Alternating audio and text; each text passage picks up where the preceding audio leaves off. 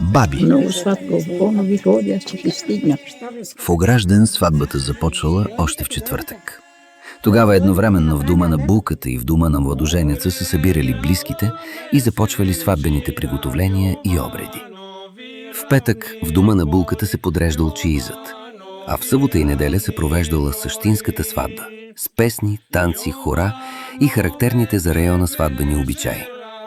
Но и след края на сватбата обредите продължавали.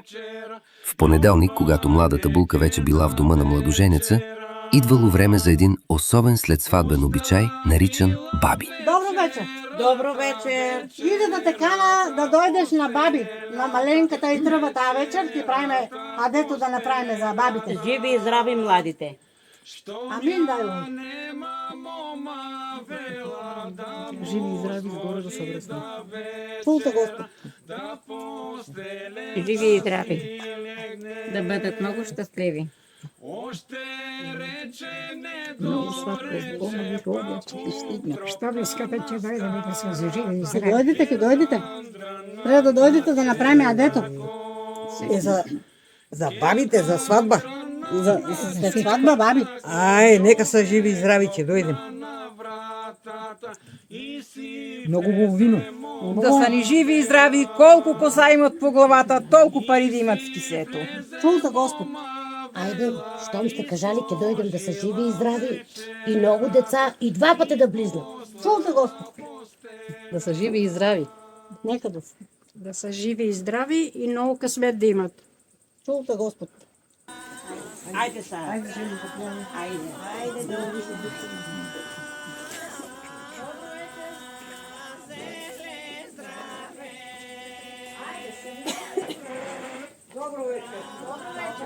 Да са живи и здрави, младите. Много късмет да имат. Дай Боже на всички. Покани ги всичките. И дойдо, невеста. Какво значи баби? Свекървата поканва своите комшики, приятелки, сервира се за храна на една вечеря, сервира се ориз, като символ на плодородие, на много деца, зрънцата символизират, и нещо сладко. Тук при нас винаги се е правило фиде, запечено с захар, благо фиде, така нареченото. Жените хапват, започват да пеят.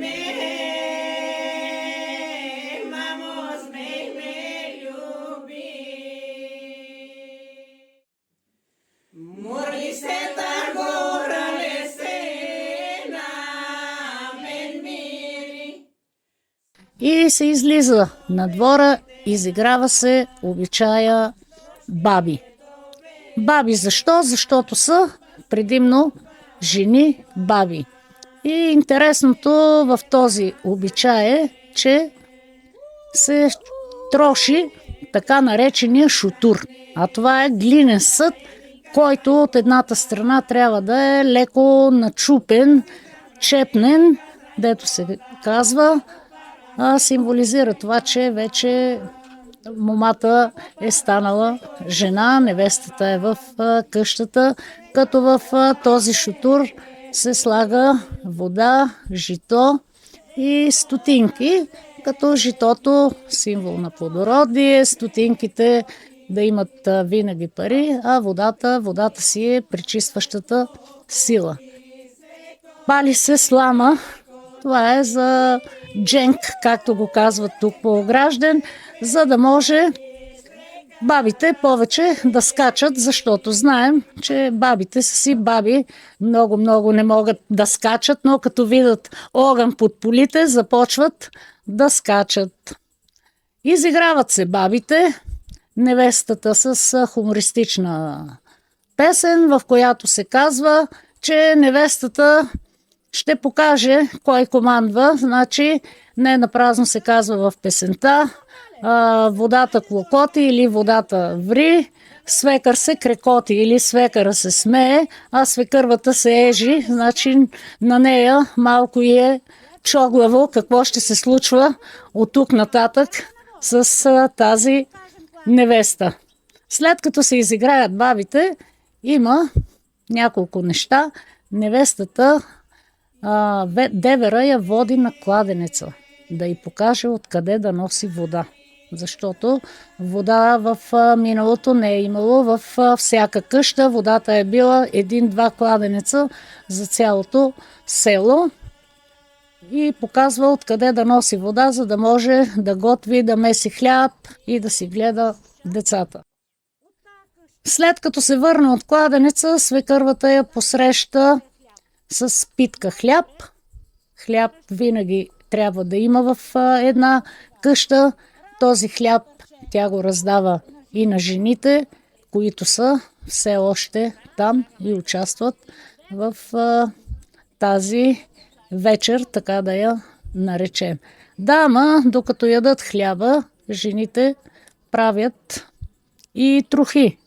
Свекървата, за да покаже на невестата, че трябва наистина да се работи в тази къща, веднага й дава метлата да замете трохите. И в същото време казва, че нещо си е загубила. А тя преди това е хвърлила едно копче, в смисъл такъв, че копчетата на времето са били мъжко и женско, и това какво детенце иска да има свекървата, такова копче хвърля и казва на снахата, че нещо е загубила по двора, тя да го търси. Приключва се и с търсенето, намира копчето, дали женско или мъжко, и следва по-нататък на невестата да й се покаже, че трябва и да преде, защото на времето не е имало откъде да си купи. А ако не преде, не тъче, децата й няма с какво да ги облича. Дава й се една хурка с бяла каделя и се завежда на плодородно дърво.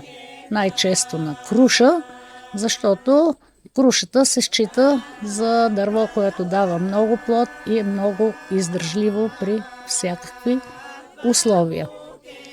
След запридането и даването на невестата и на хурката, следва увеселение, където бабите продължават да се веселят.